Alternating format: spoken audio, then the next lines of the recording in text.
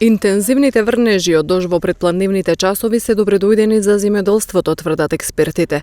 Тие додаваат дека освен благопријатното влијание врз посевите се збогатува и хидропотенцијалот на водните ресурси. Овие врнежи од дожд може да се јават и на крајот од неделата или другата недела и може слободно да се кажат се добродојдени, особено не само за земјоделието, него општо за подобрување на хидропотенцијалот во државата.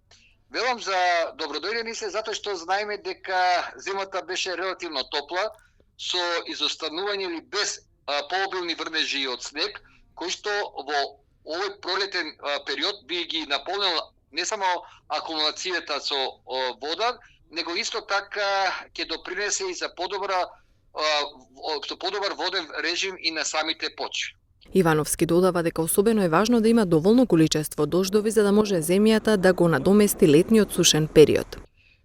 Се надеваме дека врнежите од дожд во текот на пролетниот период, како што се месеците март, април, мај, ќе продолжат во почести интервали со цел да кога ќе дојде летниот период да имаме доволно количество на вода не само за задоволување на пиењето на луѓето во однос на питкоста на водата, него и за земјоделското производство, кој што ќе биде оскудица во однос на сушата кога ќе дојдат месеците јули, август и септември. Поради продор на студена воздушна маса, освен на планините, врнежите во текот на денот ќе преминуваат во снег и на повисоките места, стои во извештајот на Управата за хидрометеоролошки работи.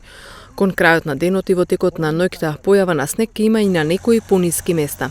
Од пладне почна да дува и северен засилен ветар, што ќе услови нагло намалување на дневните температури. Максималната температура денес е во интервалот од 6 до 12 степени.